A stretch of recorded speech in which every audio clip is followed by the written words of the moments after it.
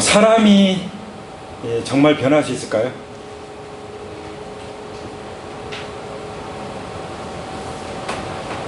변할 수 없기도 하고 변할 수 있기도 합니다.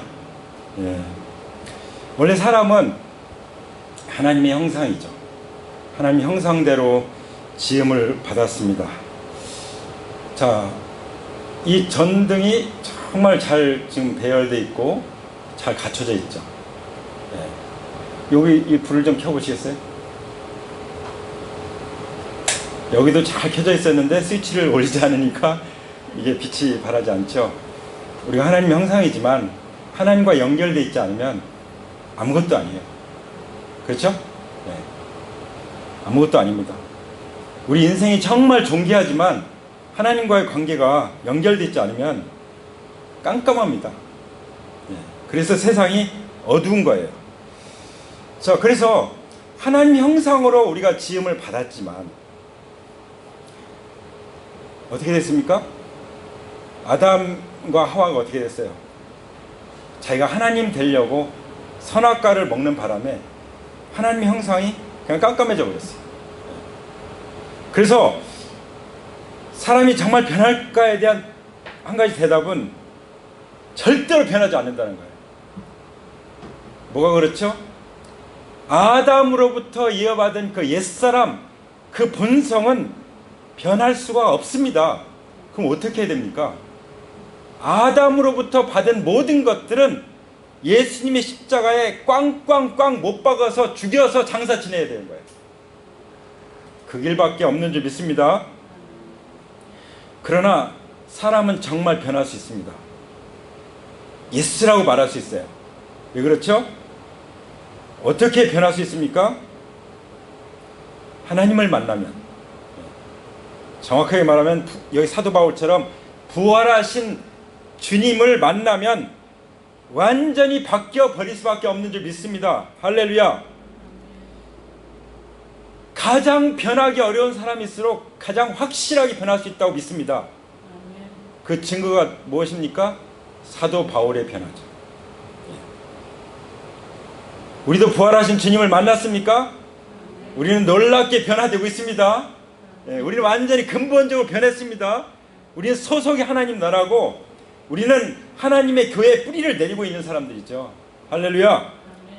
그렇기 때문에 우리는 정말 번성하게 될 거예요. 할렐루야. 근데 가장 이 사도 바울에게 문제가 무엇이었느냐? 종교에 얽매였던 거예요. 종교. 기독교는 사실 종교가 아니에요. 그렇죠? 사실 종교 중에 하나로 기독교를 넣는다는 것은 하나님께 대한 어마어마한 신뢰. 어떻게 무슨 석가모니나 공자나 이런 사람하고 예수님이 같은 레벨입니까? 말이 됩니까? 하나님과 피조물이 어떻게 같은 수준에 있을 수 있어요? 말도 안 되는 거죠. 다시 진실로 말씀드리지만 기독교는 종교가 아닙니다. 그래서 기독교를 종교로 가지면 엄청난 문제들이 있어요. 종교에서 벗어나기 바랍니다. 그래서 그 7장 58절에 보면 사도행전에 스데반이 어떻게 됐죠? 성 밖으로 내쳐졌죠. 그래서 돌로 쳤습니다. 돌 무덤이 됐어요. 스데반의 순교는 돌 무덤 속에 그냥 죽어서 묻히는 거였어요. 완전 피투성이가 된 거죠. 그렇죠? 그때 증인들이 옷을 벗어서 사울이라고 하는 청년들의 발 앞에 두었습니다. 스데반은 어디로 갔어요? 성 밖으로. 히브리서 13장 12절 13절에 보면은 예수께서도 자기 피로 우리를 거룩히 하시려고 성문 밖에서 고난을 받으셨다라고 말씀하셨습니다. 무슨 뜻이죠? 성전은 예루살렘에 있는데 이미 종교화된 그 유대교를 향해서 그걸 벗어나야 된다. 종교를 떠나야 내가 아무리 오랫동안 종교 생활을 했다고 할지라도 그 종교 생활을 벗어나야 되는 것입니다. 그래서 예수님이 성문 밖에서 예수님 자신이 몸 자신이 성전이잖아요. 그래서 우리를 위해서 우리를 거룩히 하려고 자기 피를 흘리시려고 성문 밖에서 고난을 받으신 것입니다. 아멘. 스데반도 성문 밖으로 가서 돌에 맞아 죽었어요. 그럼 우리는 어떻게 될까요? 성경은 말씀하십니다. 그러함으로 우리도 진영 밖으로 나가서 그에게로 가서 그가 겪으신 치욕을 짊어집시다. 할렐루야. 예. 그게 바로 종교를 벗어나서 그리스도의 십자가를 따라가는 거예요. 누구든지 자기를 부인하고 자기 십자가를 지지 않으면 내 제자가 되지 못한다고 말씀하셨죠. 그것이 바로 주님의 제자가 되는 길인 줄 믿습니다. 할렐루야. 그래서 사울은 제일 아주 못마땅한 사람 누구였냐면 그 1절에 보세요. 사울이 주의 제자들에 대하여 여전히 위협과 살기가 등등했다고 말씀하십니다. 성경에 그렇게 기록하고 있어요. 사도 바울에게 어떤 영이 씌었어요? 살인의 영이 씌었어요. 살인의 영. 사람을 죽이는 영에 사로잡혀서 완전히 그 살인의 영의 포로가 되었어요. 그래서 어땠습니까? 위협과 살기가 등등했다고 했어요. 누구에게 대해서? 주님의 제자들에 대해서. 주님의 제자들이 뭐하고 있었죠? 2절에 보면은 이제 제사장에게 가서 여러 해당에 가서 공문을 청해가지고 여러 해당에 가져갈 공문을 받아가지고 만일 그 도를 따르는 사람을 만나면 이제 남녀를 막론하고 결박하여 예루살렘으로 잡아오기로 결정을 하고 움직이는 걸 볼 수 있어요. 무섭죠? 이게 종교인의 모습이에요. 유대교의 아주 가장 충실한 사람 중에 하나였던 사울의 모습입니다. 이 사울이 가서 어디로 찾아갔어요? 교회를 잔멸하는데요. 8장 1절에 보면 사울은 그가 죽임을 당함을 마땅히 여기더라. 사울이 교회를 잔멸할세 그 각 집에 들어가 남녀를 끌어다가 옥에 넘기니라. 교회를 잔멸하는데 어떻게 합니까? 집으로 찾아가는 거예요. 왜냐하면 주님의 제자들이 뭐하고 있었어요? 집에서 셀 모임을 하고 있었던 것이죠. 그러니까 마귀는 셀을 공격하는 거예요. 왜냐하면 셀들이 모여서 그리스도의 몸을 이루잖아요. 세포들이 모여서 그리스도의 몸에 세포를 공격하는 거예요. 암처럼 세포를 공격해서 그 몸을 죽여보려고 하는 것입니다. 그게 교회를 잔멸하는 방법이었어요. 이거 마귀의 완전 살인의 영이 씌어가지고 사울이 이 종교인이 아주 훌륭한 종교인이 이런 일을 하고 있는 것이죠. 그것도 공권력을 가지고 하려고 했던 것이죠. 그래서 나중에 사울이 서신서에서 이런 고백을 합니다. 자기는 잘못된 사명감을 가지고 있었다. 잘못된 열심을 하고 있었다. 그래서 유대교의 이단을 척결하는 차원에서 이렇게 핍박을 하려고 했는데 사실은 나는 그거 생각하면은 사도 중에 가장 적은 자다 라고 고백을 합니다. 왜냐하면 나는 하나님의 교회를 핍박하였으므로 사도라 칭함을 받기를 감당을 못하겠다. 그렇게 고백을 하고 있습니다. 왜 그렇게 하나님의 교회를 박해했습니까?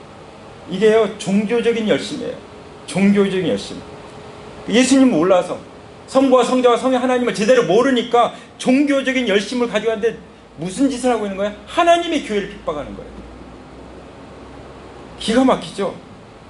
그래서 갈라디아서 1장 13절에 그렇게 고백합니다. 내가 이전에 유대교에 있을 때 행한 일을 너희가 들었는데 내가 하나님의 교회를 심히 박해하여 멸했다. 이렇게 나중에 고백을 하고 있습니다.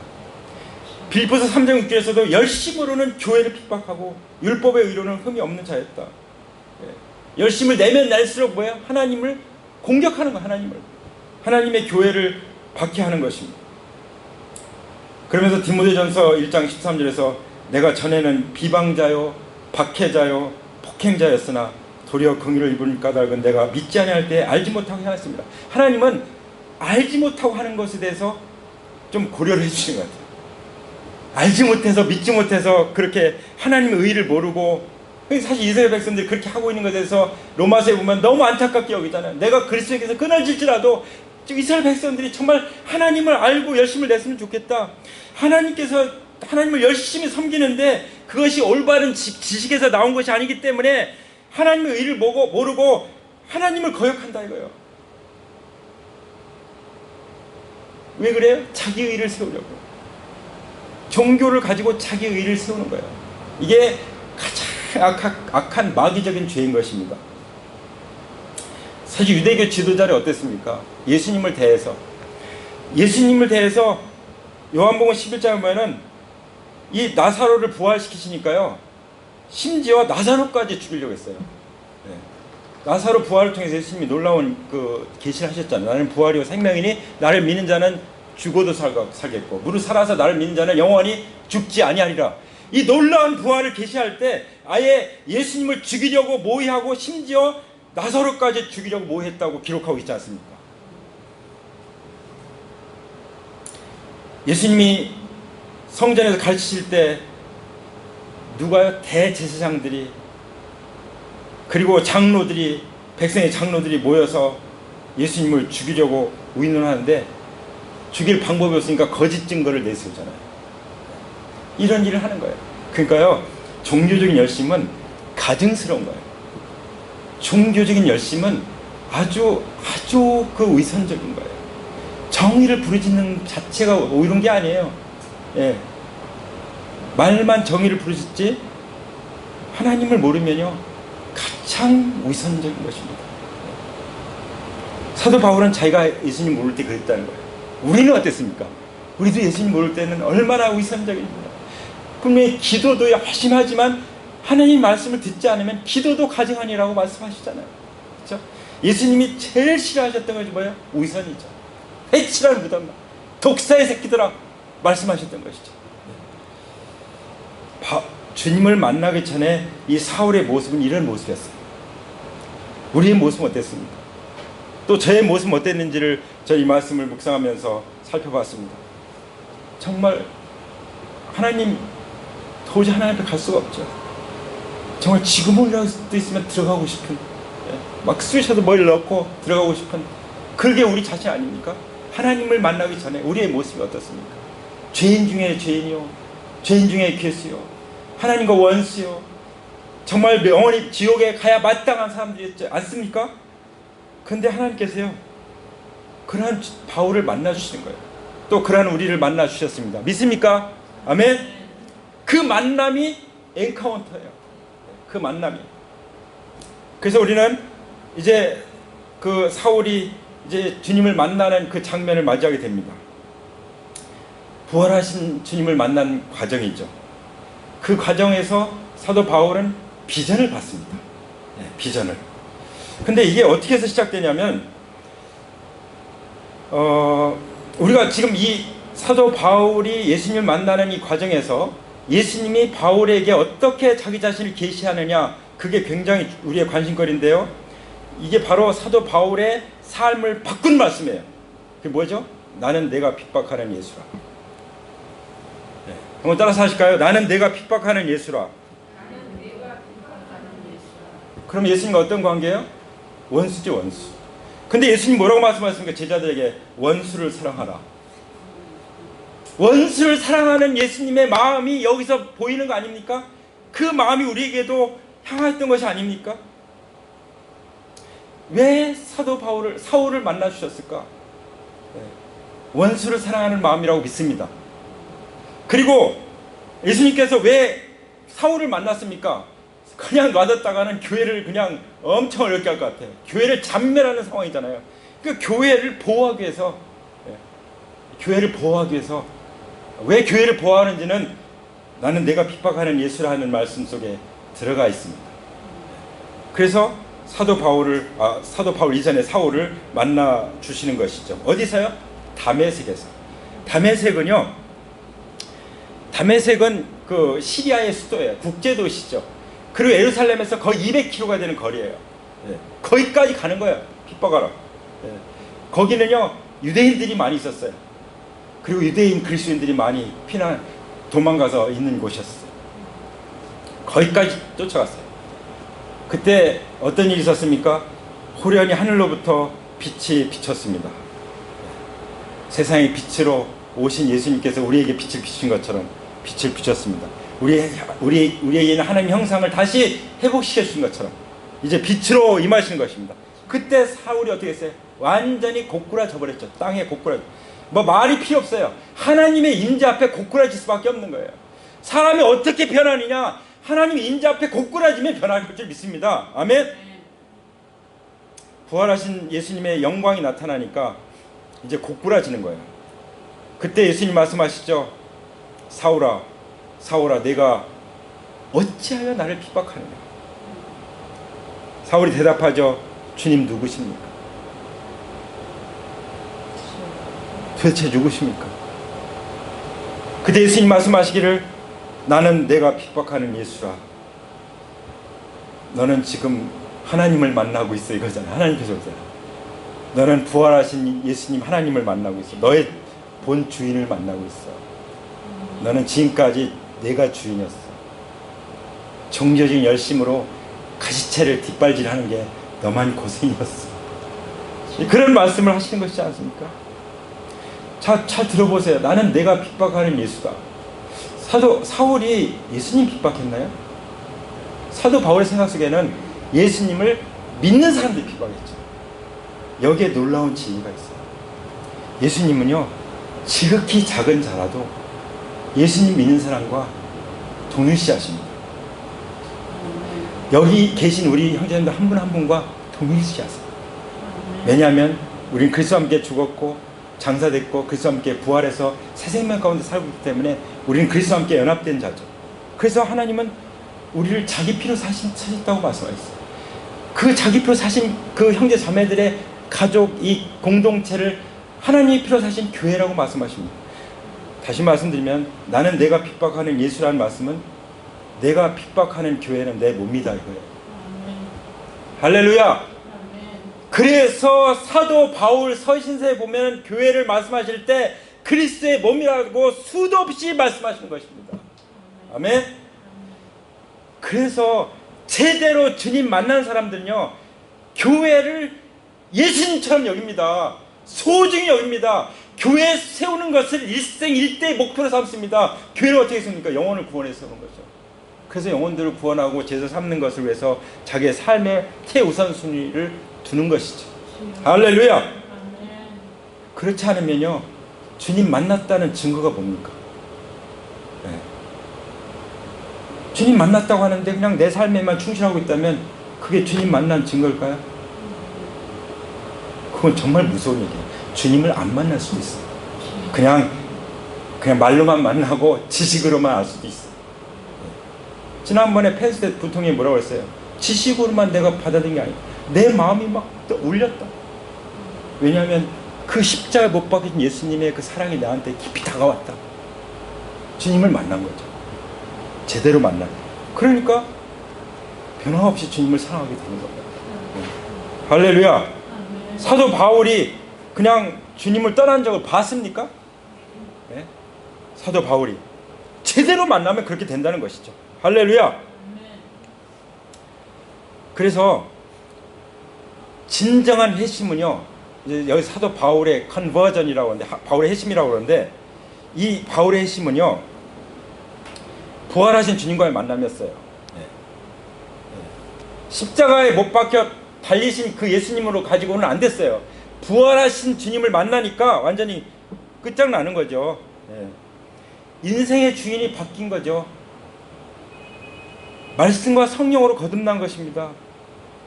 그러면요, 주변 사람들이 놀래요. 다 놀래요. 어떻게 저렇게 변화될 수가 있을까? 할렐루야. 네. 사도 바울은 사흘 동안 보지 못하고 먹지도 마시지도 못하고 있었습니다. 사흘 동안. 저는 이게 바울의 엔카운터라고 믿습니다. 우리가 엔카운터 수양회를 3일 동안 2박 3일 동안 하잖아요. 주님이 십자가에 죽으시고 장사되고 부활하신 그 과정에 속해 있는 모든 본질적인 진리들, 그 성령님의 기름 부심들을, 그 모든 주님이 십자가에서 하시는 일들을 그 2박 3일 통해서 다 경험하는 것이죠. 이런 경험이 없으면은 그 계속적인 변화와 성장이 잘 안 돼요. 잘 안 돼요. 네. 조금 되긴 되겠죠. 그리고 나를 통해서 사람들이 별로 놀리지 않아요. 네.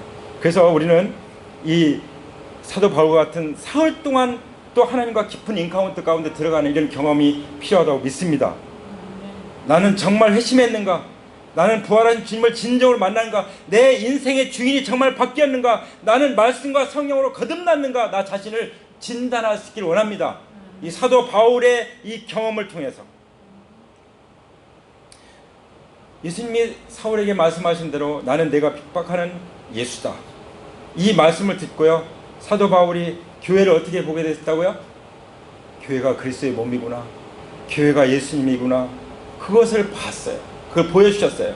그래서 사도 바울은 우리는 머리 대신 그리스도의 한몸된 교회의 지체입니다라고 기록하고 있는 것입니다. 한 마음으로 그리스도의 몸된 교회를 함께 세우자고 말씀하신 것입니다. 자기 일생의 목적을 거기에 삼았다고 말씀하신 것입니다. 로마서 12장 5절에도 이와 같이 우리 많은 사람이 그리스도 안에서 한 몸이 되어 서로 지체가 되었니라고 말씀하십니다. 고린도전서 12장 27절에도 너희는 그리스도의 몸이요 각 지체의 부분이라고 말씀하십니다. 그리스도의 몸은 하나인데 많은 지체가 있고 몸에 지체가 많으나 한 몸인 것 같이 그리스도도 그렇다고 말씀하십니다. 에베소서 4장 12절에 보면 이는 성도를 온전하게 하여 봉사일을 하게 하며 그리스도의 몸된 교회를 세우려 함이라고 말씀하십니다. 우리가 예수님을 믿었다면, 내가 그 은혜를 인하여 믿음으로 말미암아 구원을 얻었다면 그 다음에 어떻게 되라고 말씀하십니까?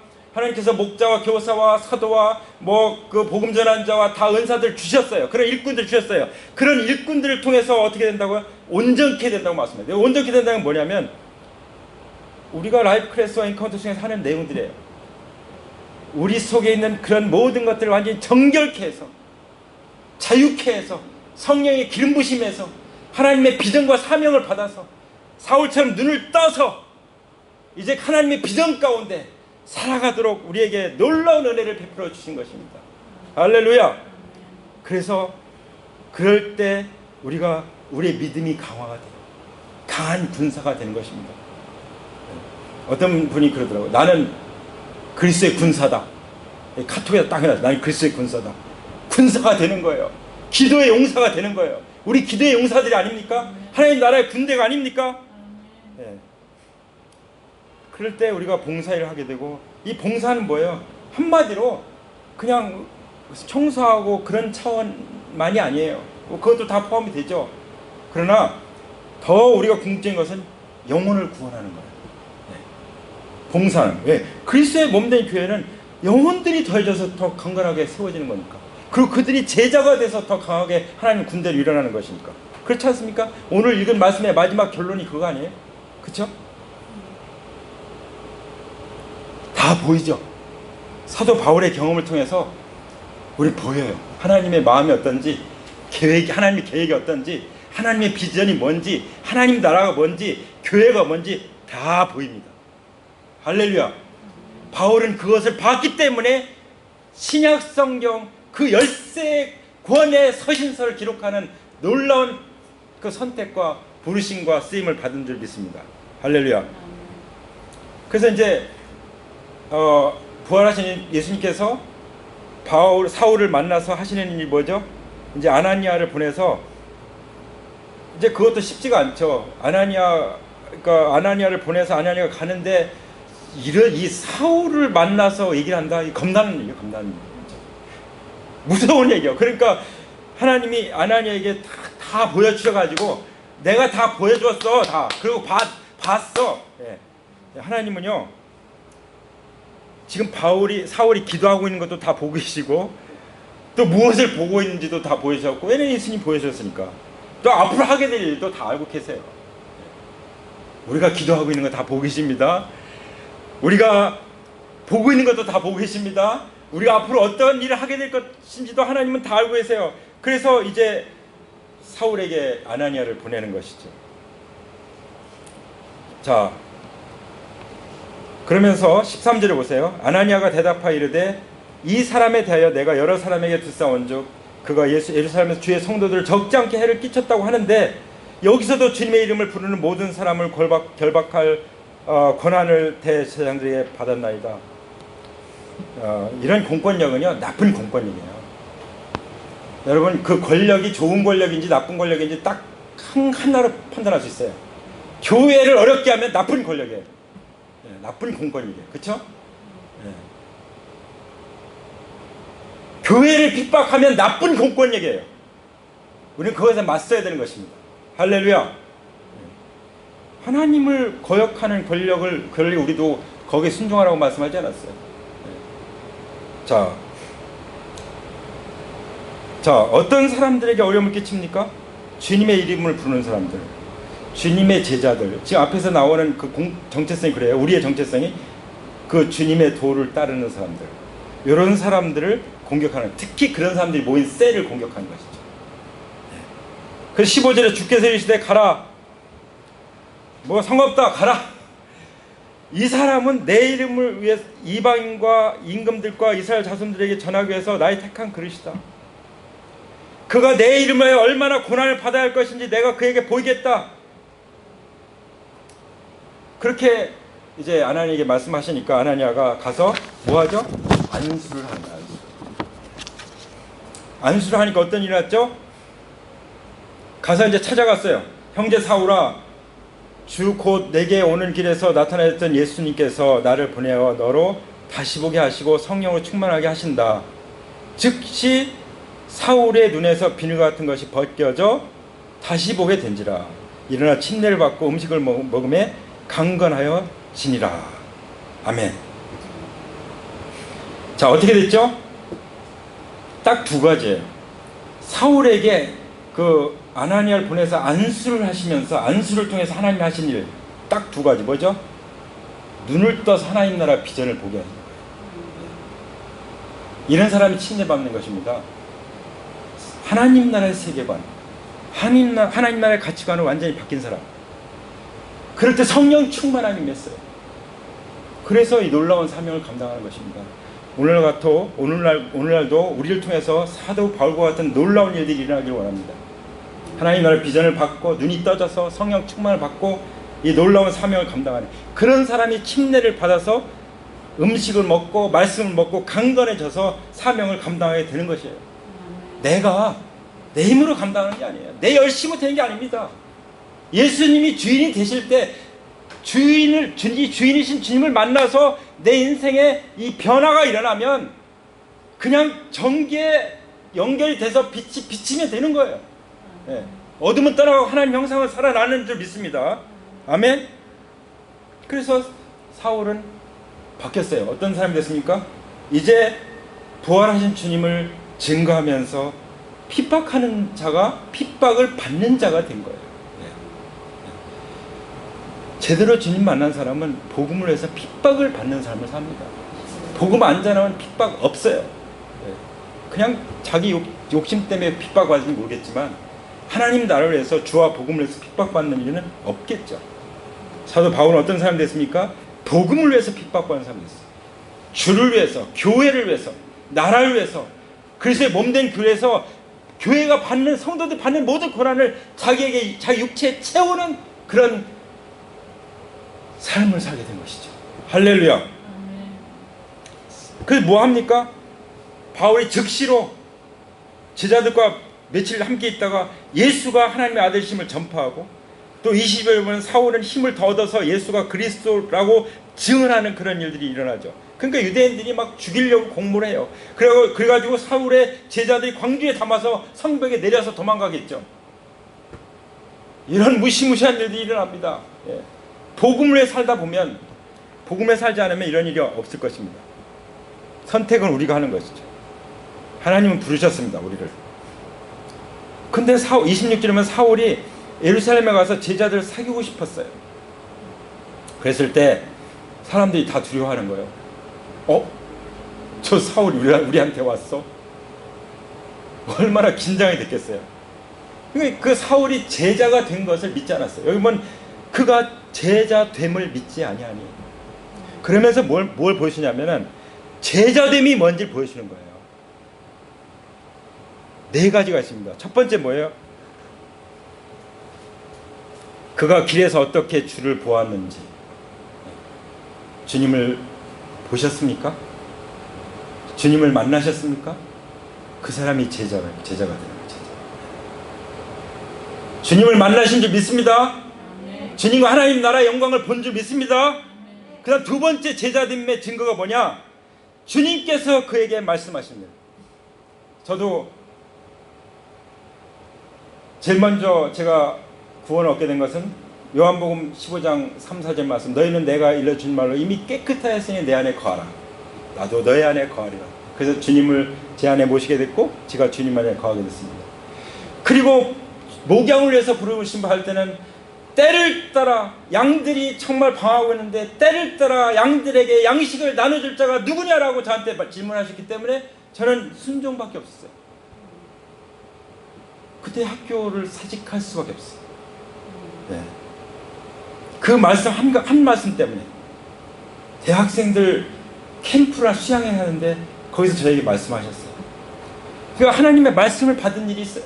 제자는 세 번째, 다메섹에서 그가 어떻게 예수의 이름을 담대히 말하였는지. 제자는요, 제자의 증거는 복음을 증거하는 거예요. 예수의 이름을 증거하는 거예요. 그 다음 하나 더 보여주는 것이면 28절에 사울이 제자들과 함께 있어 예루살렘에 출입하여. 제자들과 함께 하는 거예요. 자기 혼자 잘나서 하는 거 아니에요. 사울이 자기 잘나서 자기만 혼자 돌아다니는 거 봤습니까? 항상 교회가 보내줘서 가고, 교회 기도 부탁하고 가고, 또 교회 모든 선교사역을 보고하고, 또 교회를 위해서 하고 그랬죠. 네. 교회와 함께 하지 않으면 자기 일을 하는 거예요. 하나님 일을 한다고 말할지 모르지만 사도 바울은 사도 바울의 제자됨의 증거는 제자들과 함께 하는 것이었습니다. 할렐루야. 나는 내가 핍박하는 예수라, 주님의 몸인 교회와 함께 하는 것이었습니다. 할렐루야. 그 제자됨을 확실히 갖게 될 때, 그 제자됨 가운데 그 정체성이 딱 제대로 잡혀있을 때 얼마나 많은 영혼들이 구원받고 제자들이 더해집니까? 그럴 때 31절에 있는 말씀처럼 그리하여 온 유대와 갈릴리와 사마리아 교회가 평안하여 든든히 서가고 주를 경외함과 성령의 위로로 진행하여 수가 점점 더 많아졌다고 말씀하십니다. 할렐루야. 하나님의 경륜은 하나님이 피로 사신 교회, 그리스도의 몸된 교회가 든든히 서가는 거예요. 네. 그것을 위해서 하나님은 우리를 온전케 해주신 것입니다. 우리를 성장시켜 주는 것입니다. 다시 말씀드리면 영혼을 구원하고 믿음을 강화하고 제자됨을 갖추도록 하고, 그래서 그 사람들을 그 사울이 핍박했던 그 집집마다 모이는 그 셀의 리더로 세울 때 교회는 정말 대차 없이 번성할 줄 믿습니다. 네.